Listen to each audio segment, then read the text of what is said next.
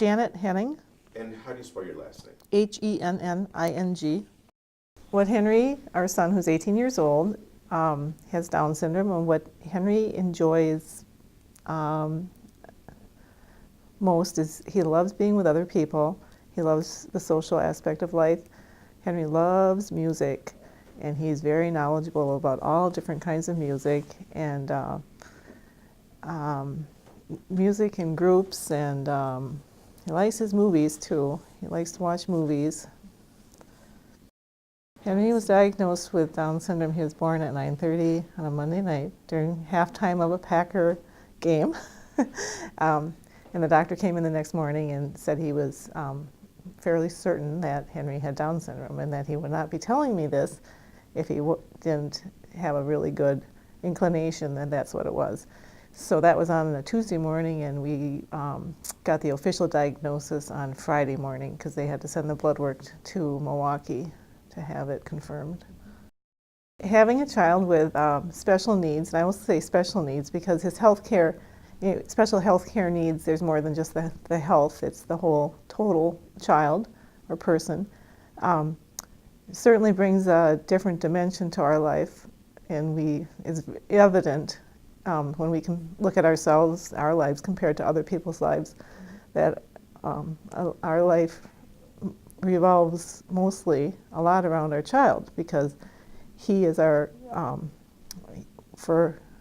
we are his sole support of getting places and doing things, and we are the ones who will enable him to have a full life. It puts a huge responsibility on us, and it's sometimes difficult to balance it out between, because we have 3 other children, to balance his needs and to take care of the other children's needs also. And although I think that maybe when they were growing up they felt like, because they're all adults now, that they have perhaps felt slighted at times, I think that as they get older they realize that having Henry in their life has added greatly to their lives and has made them better people for having him as a sibling. Because Henry, with Down syndrome, who's 18 now, loves to socialize with other people, he wants to be out into the community, but at the age he's at 18, he doesn't want mom and dad hanging around. And it's what we see as a difficulty right now is allowing him to have those experiences just like his siblings have had, but in a safe, secure way. And finding the supports for that has been difficult. And right at this point, we're transitioning from high school to beyond high school and not having the support of the school. And it's sometimes frightening to think about what life will be like in 2 months when he's no longer in the school. And we're figuring that out right now, and it's difficult and challenging to think about the future and wonder what supports will be there and how we're going to make his life most fulfilling for him. My hopes and dreams for Henry as he goes into adulthood is that he will be able to live the life that he wants and to have a safe, secure place to live and to have the least restrictive environment that he's able to have. And I believe that's going to be not living with mom and dad, which is going to be very difficult for me. And that's what my hope is for him. The challenge right now, again, is that he's 18 and he's looking at what type of employment he wants. He has not experienced employment or even knowing what's out there for him. So it's kind of a blank picture for him, and we are at this point trying to get him some job experiences so he can know what's out there and what he likes and what he doesn't like.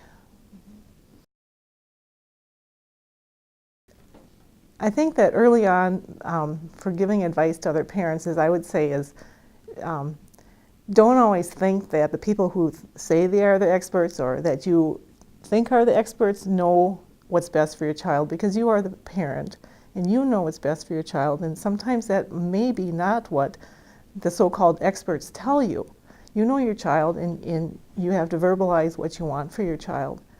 We learned that early on, probably when he was 3 or 4 years old, when they were telling us to go one direction, and we were like, whoa, this isn't what we think is best for him. Ask questions and get information and educate yourself.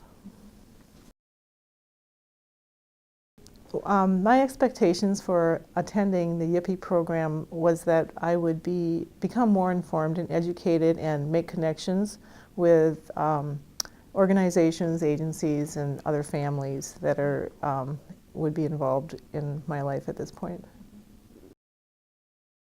Well, after we went to the first one, you get a taste for it and you understand what it's about, and there's just so much information that you learn about and are given, and you want to come back because you want to learn more. I understand that because we have other kids, and part of growing up, and even though you're 18, you have to allow them to move out. I'm going to talk about my other children, allowing them to move out and experience life, and I truly believe that to grow, sometimes you have to fail. Okay, so we need to allow Henry the same opportunities.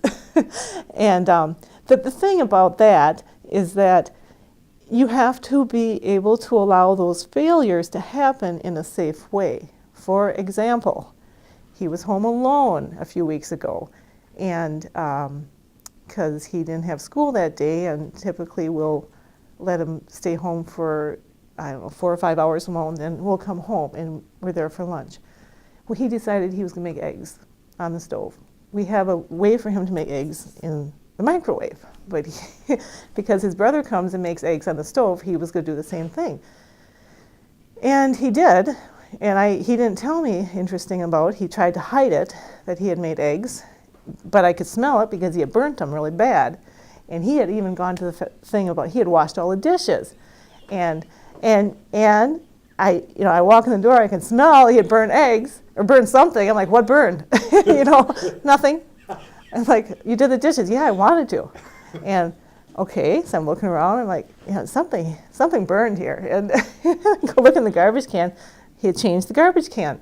So and I go look in the garbage, he had taken the garbage, put the burned eggs in the garbage, taken the garbage out. So he had thought this all through, which is in a way great, because the thought process was all there to hide it, just like his brother probably would have done. But okay, so it's a learning experience. He burned eggs, but what I mean is that we have to allow failures, but in a safe way. My concern is that he would reach across the stove and his sleeve would catch on fire, or he'd leave the stove on and burn the house down, or whatever it may be.